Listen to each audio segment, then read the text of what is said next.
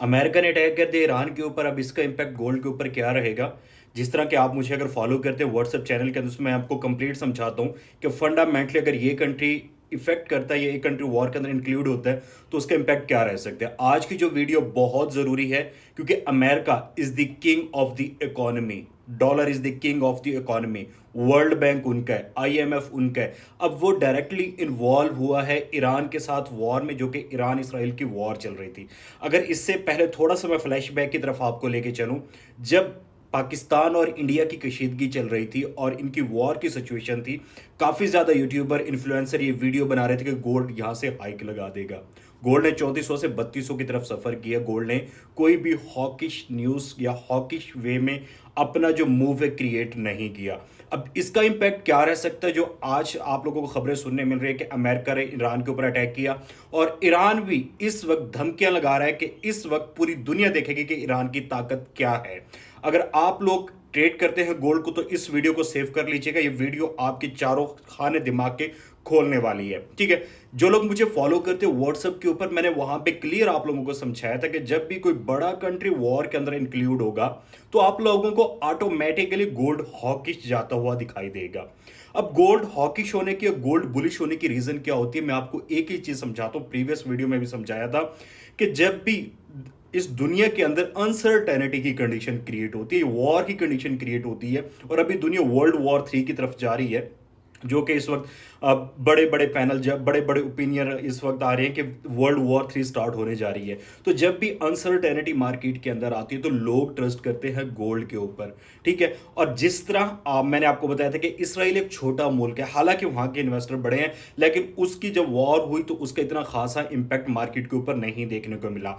Iran की economy एक अच्छी है, सुपर पावर कंट्री है, बट उसकी वॉर और इसराइल की वॉर से भी गोल्ड पे कोई अच्छा खासा इंपैक्ट देखने को नहीं मिला।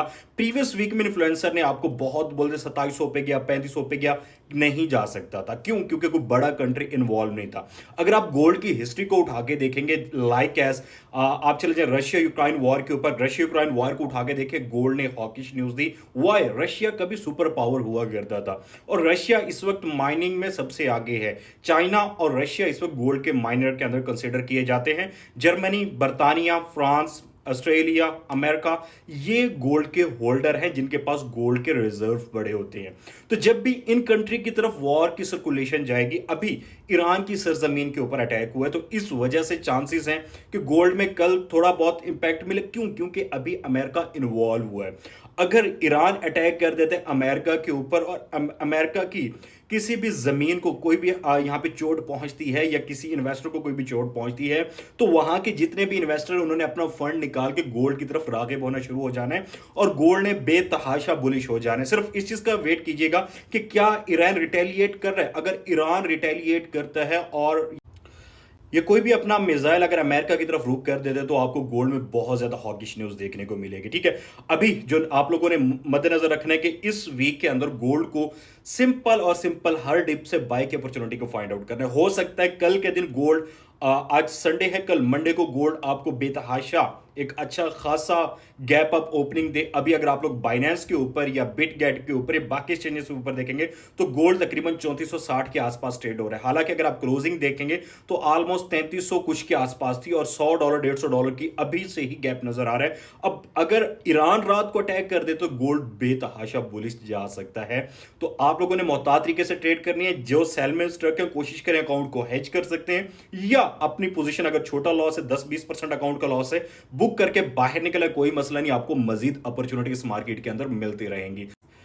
इस सिचुएशन के अंदर कभी भी घबराना नहीं है, सिंपल डिप का वेट करना है, अपॉर्चुनिटी का वेट करना है और टेक्निकली आप लोगों ने परफॉर्म करना है। और सेकंड चीज मैं आप लोगों को एक हमेशा बताता होता हूं कि अगर आप वॉर को ट्रेड करना चाहते हैं, तो आप लोगों ने वॉर अकाउंट अपना बनाना है। मैं सिंपल ही बताता हूं कि आप लोगों ने एक्सएनएक्स में जाएं, $40 या $20 डिपॉजिट करें, सेंट में कन्वर्ट करें, उसको वॉर अकाउंट डिक्लेयर करें, ऊपर लिख दे वॉर अकाउंट और उसके ऊपर ट्रेड करें, ताकि आपका जो एक्चुअल पोर्टफोलियो उसके ऊपर कोई भी इफेक्ट ना पड़े। तो वॉर अकाउंट के ऊपर ट्रेड करें। अगर वॉर की जो कंडीशन कंडीशन है वो सवेयर हो रही है तो वॉर अकाउंट ट्रेड करना है। सिंपल, अपनी जो अपॉर्चुनिटी आप लोगों ने इस वीक के अंदर पकड़नी है, दैट इज सिंपल और सिंपल 1% रिस्क लेना पर ट्रेड पे और उसी के हिसाब से ट्रेड करनी है। और जो डेली के लेवल्स होते हैं, वीकली फोरकास्ट मैंने ऑलरेडी अपलोड की हुई है और जो डेली के लेवल्स होते हैं वो आप लोगों को प्रोवाइड कर दिए जाते हैं। सिंपल, बायो में जाएं, जाकर व्हाट्सएप को ज्वाइन कर लें जहां पे आपको डेली के लेवल्स मिलेंगे और डेली के किन जोन से आपने बाय करना है, किन जोन से आपने सेल करना है, वो सारी चीजें वहां पे गाइड की जा रही होती हैं। दुआ में याद रखिएगा। आपका होस्ट राहिल राजपूत। अल्लाह हाफिज।